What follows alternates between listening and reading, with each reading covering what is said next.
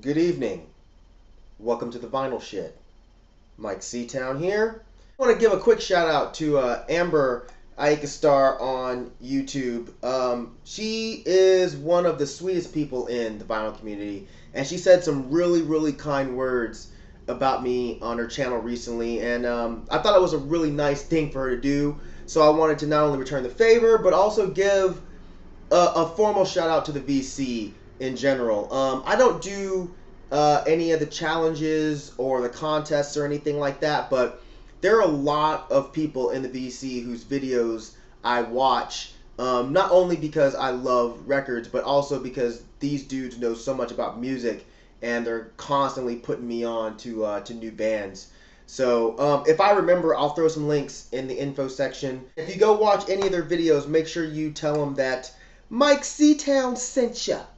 First record I'm going to show you, this is Wire PF456 Redo. This is a later Wire release. Damn. Ghetto birds flying over my hood for serious. Anyway, this is a later Wire release. It contains the Send album along with Read and Burn 1 and 2. It's good, but not quite as dark as their other stuff. It's got more of a straightforward sound to it, not quite as noisy as the other record. Sounds more like Gang of Four, or I've heard some people compare this with like Big Black. I think some of this even reminds me of the faster Nine Inch Nails stuff. Like, it's almost like an industrial punk album. It's an interesting record. If you see it for a decent price, you should definitely grab it. And yeah, it came in this packaging that I want to say is really stupid. It's this sticker that you have to bust to even get this out, which has another sticker, hope you can see that you have to bust through to get the record out. I mean, why? Like, why? Wire? Why? Why? Next record I'm going to show you, this is Wangraven. I'm not even going to try to pronounce that.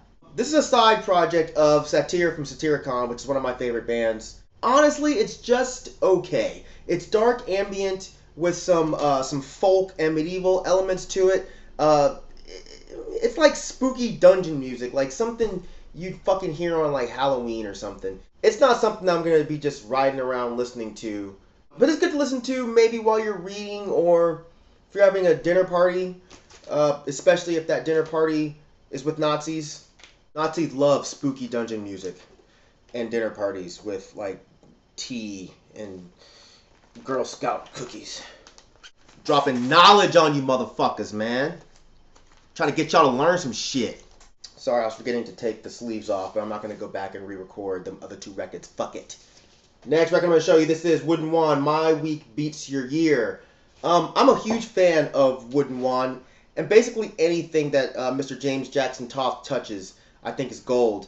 His music falls mostly under the alt-country folk category, but he also dabbles in some like psychedelic rock or like psychedelic folk type stuff. But this record has a nice mixture of folk stuff with some like almost country rock tunes. It's pretty cool. Limited to 400 copies. I don't know how easy or hard it is to find this. I had never seen it when I bought it, which is why I actually picked it up. And if you can't see, it has like a little seam split tear there. But I had assumed that it was impossible to find. It might not be. Pretty cool. The inside is like this weird pattern there. The record comes in this, and it's a really awesome record. Next record I'm going to show you, this is Xasthur, Telepathic with a Deceased. This is more along the lines of like dark, depressive black metal. The riffs are really hollow, really cold sounding. It just gives you that nice feel of isolation and loneliness. And yeah, that sounds really cheesy, but when you listen to this record, you'll know exactly what I'm talking about. But it's in this nice gatefold here. Some nice Dracula blood red. And this is actually limited to 500 copies. So if you're a fan of Xasthur and you see this lying around, you should definitely pick it up. Next record I'm going to show you, this is Xasthur, All Reflections Drained. This is one of his later records, so of course it's really weird black ambient. Most of it definitely sounds like a soundtrack to an old Italian horror movie, but that's not a detriment. That's actually kind of a compliment. Very little recognizable black metal on here, but it's a really interesting record. Very dark, very spooky. It's on this nice gatefold here. Really cool inserts, of course. Spooky, scary. Next record I'm going to show you, this is Abigor Fractal Possession. This is great black metal from Austria. They were one of my favorites when I was first getting into black metal. Like, they used to be really straightforward black metal with a lot of like really cool atmosphere. Now they're more like a newer mayhem, like the more death metal-ish riffs. It's still super rad, but just different. Like, I got into them on Noctiman, I don't know how you pronounce that, but that was more of just like a tremolo picking, straight up black metal record, so I prefer that sound. I think you first started to notice that shift that they made on Supreme Immortal Art, which is again a rad record, but it's just really different. But this is a cool record. I like the gatefold layout here, front, back, inside, very classy, cool inserts. Again, very classy, very well put together packaging. Next record I'm going to show you, this is Alcest, Shelter. I've loved Alcest for a while. I enjoy their black metal stuff. I enjoy their shoegaze stuff. I enjoy everything in between. Les Voyages de la May, they kind of solidified that whole shoegaze black metal sound. But in my opinion, even that record was more shoegaze than it was black metal. This record here, straight up shoegaze. I don't hear any black metal on this record whatsoever. If you like shoegaze, I feel like you're bound to like this. Like, it's just really well written. The riffs, the melodies, the vocals are all just phenomenal. And some people aren't really happy with the transition, but I say, what the hell did you guys expect from these guys, man? Did you really think they were going to continue just making like that in-between stuff forever? I knew eventually they were going to turn into a straight-up shoegaze band. It's a nice gatefold.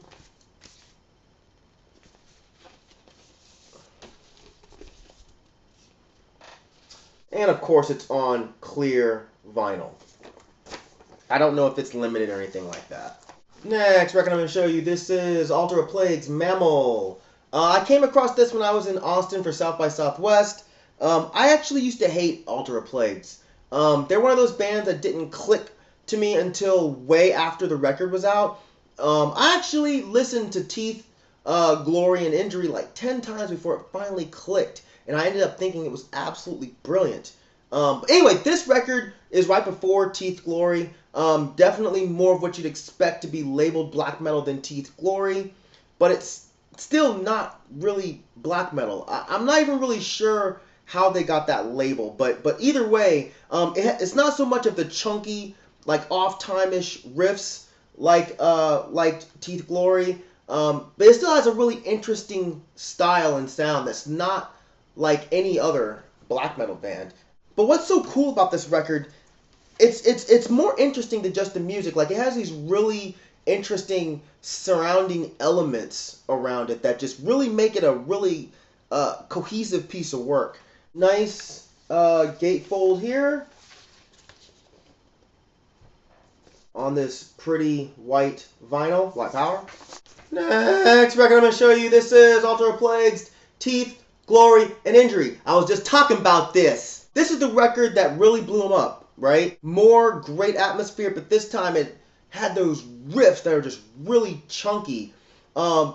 Sometimes they almost remind me of Meshuggah, just riff-wise. You know, of course not overall, but yeah, it had those really interesting off-time, you know, off-kilter chunk riffs. Really unique metal with really interesting riffs, man. It sucks that these guys broke up before I could see them live. I would have loved to see them pull this stuff off. Nice gatefold.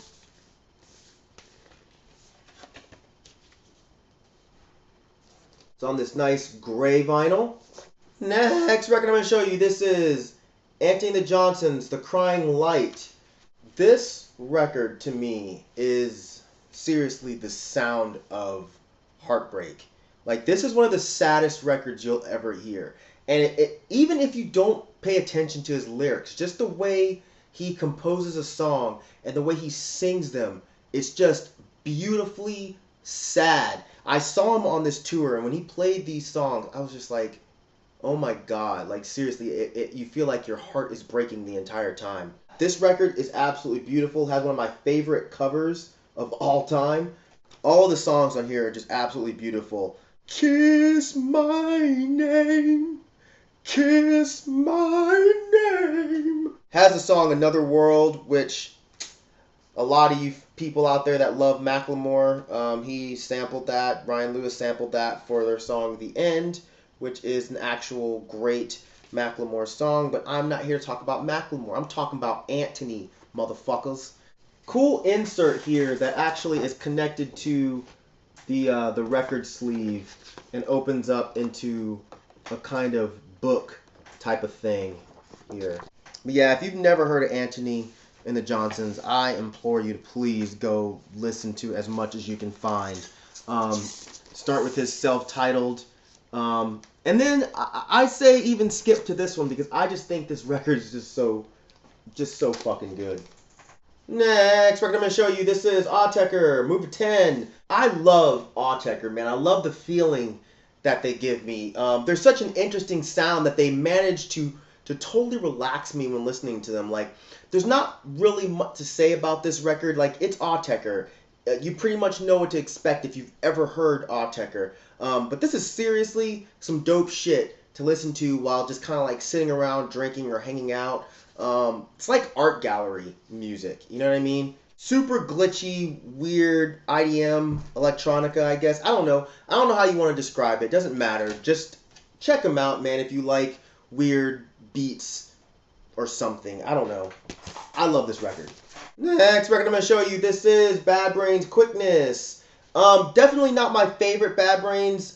This is kind of past their really punk hardcore era. This is more heavy hard rock, some slight reggae-ish tendencies here. It's a decent record, but honestly, I don't listen to it very often. Of course, it has the song Don't Blow Bubbles, which was their warning, according to them, to homosexuals. The lyrics are pretty coded, but the idea behind them is, in my opinion, pretty repulsive.